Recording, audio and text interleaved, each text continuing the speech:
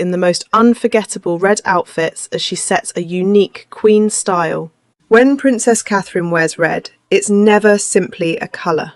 It is self-confidence, it's exposure, it is zeal, it is a princely power, and it is very frequently a quiet message given without a word at all. For more than a decade, red has been a feature of some of the most crucial chapters of Catherine's royal life. She put it on when she wished to honour a nation. She would put it on when she wanted to be seen in a crowd. She wore it because she wished to honour Princess Diana.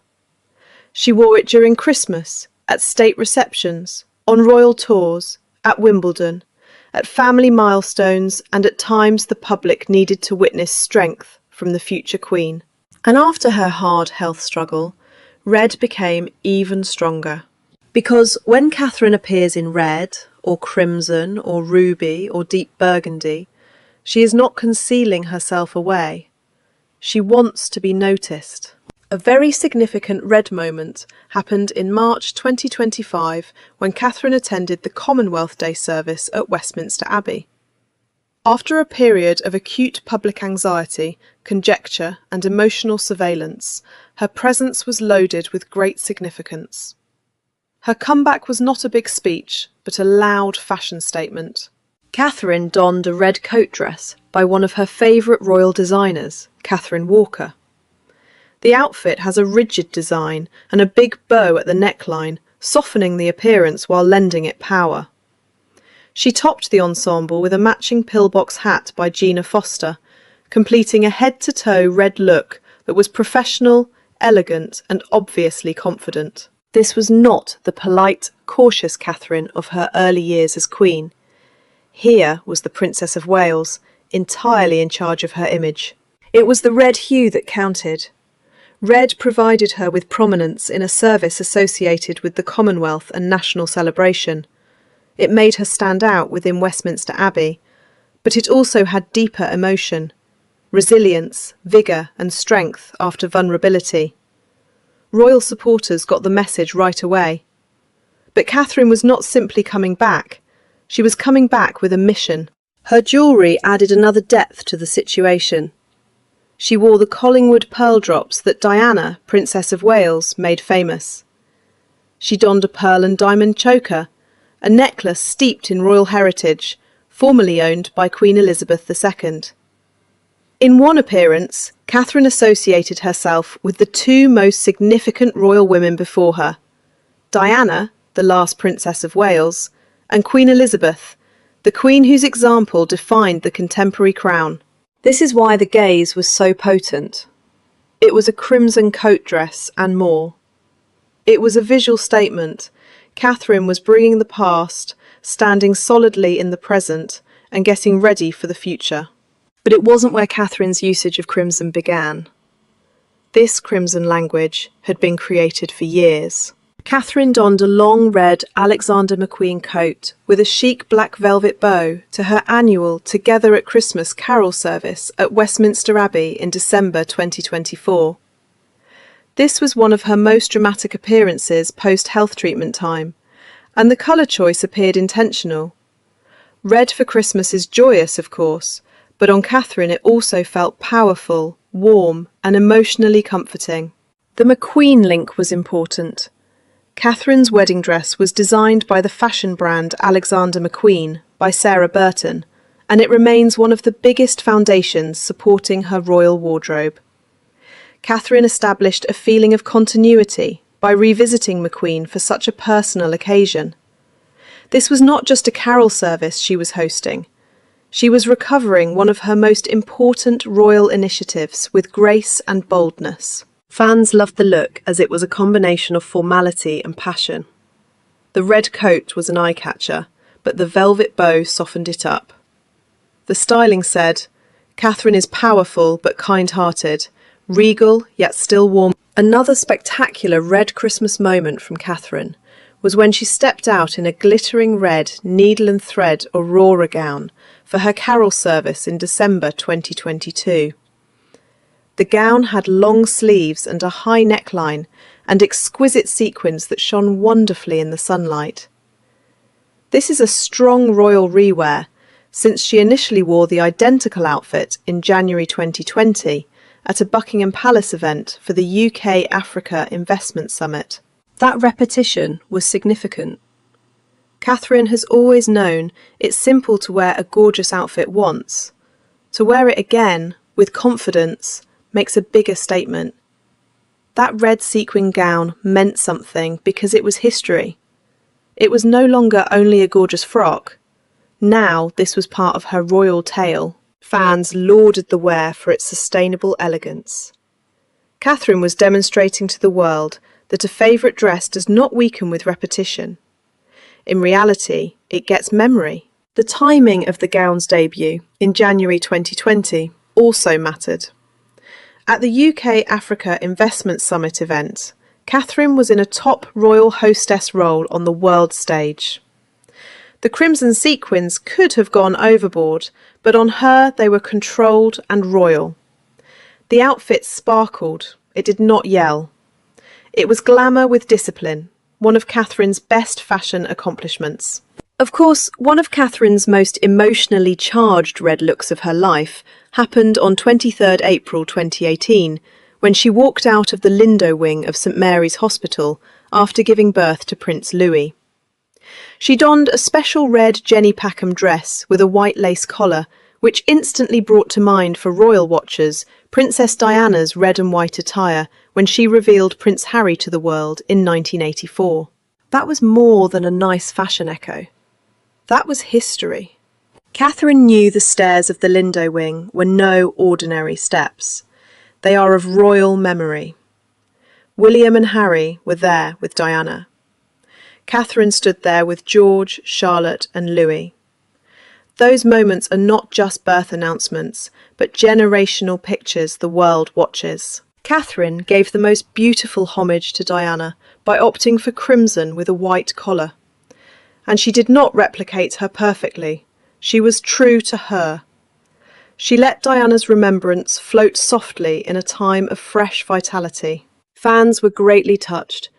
Many viewed it as Catherine recognising the grandmother Prince Louis would never meet, but also demonstrating that Diana's legacy remained alive within the Wales family. It was one of Catherine's most considered visual tributes. Catherine's royal diplomacy has also been a big player in red. Catherine wore a white Reese dress to Canada Day festivities in Ottawa in July 2011 on her first overseas visit with Prince William, but it was the red accents that told the story. She sported a red maple leaf fascinator by Lock & Co. and Queen Elizabeth II's diamond maple leaf brooch. The red and white combo was a great homage to Canada's flag, and the brooch linked Catherine to royal heritage. This was one of Catherine's first lessons in diplomatic attire. Still recently married and finding her feet on a royal tour, she had already learned how clothes might pay tribute to a host country. She need not have gone overboard. A crimson fascinator, a vintage brooch, the message was plain. 5 years later, in September 2016, Catherine returned to Canada, wearing a bold red Preen by Thornton Bragazi dress to a reception at Government House in Victoria. The asymmetrical neckline, tight waist and flowing skirt provided a stunning contemporary form. Again, she donned the diamond maple leaf brooch, a tie to her first trip to Canada. This was Catherine's diplomacy at a more confident stage. In 2011, she was the new Duchess finding her feet. By 2016, she was a mother of two, a polished royal spokesperson, and a lady considerably more comfortable with the power of her public image. Fans praised the red preen dress for seeming stunning, daring, and very Canadian. Catherine was in red again during the royal trip to Germany in July 2017. She donned a dramatic red Alexander McQueen dress with an off-the-shoulder neckline and flowing length to a Queen's birthday garden party in Berlin. It was one of her most audacious diplomatic evening appearances of the period. The exposed shoulders added a contemporary glamour to the dress, and the red made sure she owned the space. Fans quickly hailed it as one of her best tour dresses. Some likened it to the infamous red dress emoji, while others commended the confidence of the outfit. It showed Catherine starting to push more aggressively into fashion diplomacy, not only to honour the occasion, but also to demonstrate contemporary royal star power. Red has also featured in some of Catherine's most formal royal occasions. Catherine wore a bright red Alexander McQueen dress coat and a Sylvia Fletcher for Lock & Co hat aboard the royal barge at Queen Elizabeth II's Diamond Jubilee River pageant on 3rd June 2012. The day was dark and solemn, but Catherine's red outfit made her stand out among the royal family. Inspirational choice, red blazed through the bad weather, giving the young Duchess a striking royal image. Catherine was still fresh to royal life, but her clothing showed she understood the late Queen's maxim that a royal woman must be seen to be believed.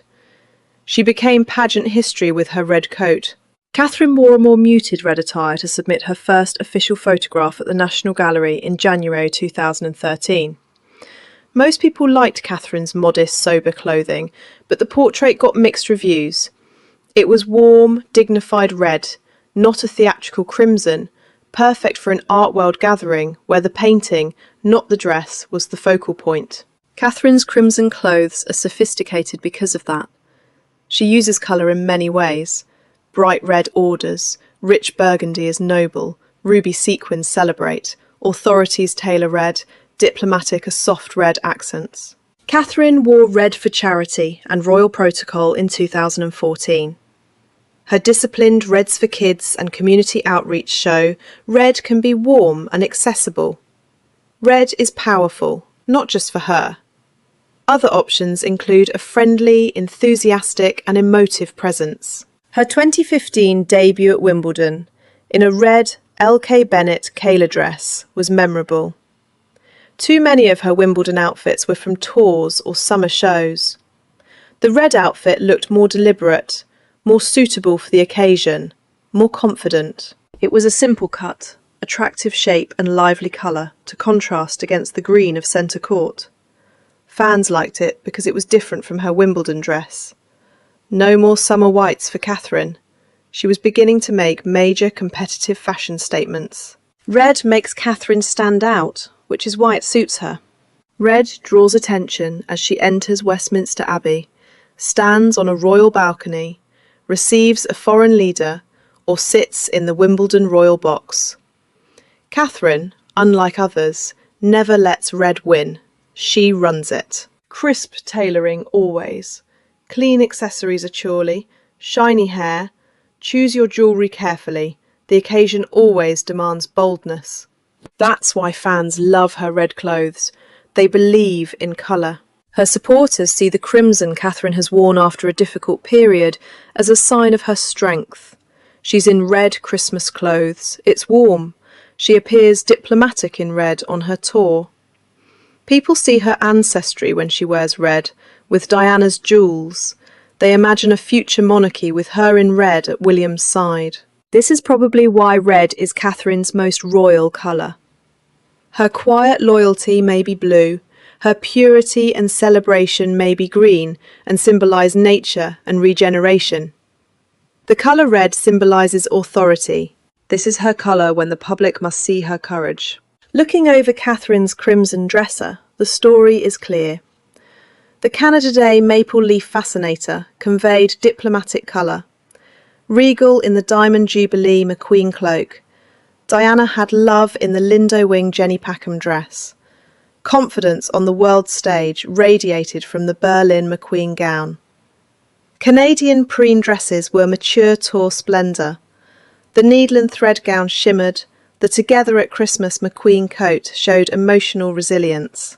The Commonwealth Day Catherine Walker coat dress showed the world that the Princess of Wales was stronger than ever. Not a fashion accident. Catherine has a red tongue, a language of love, duty, history, and strength.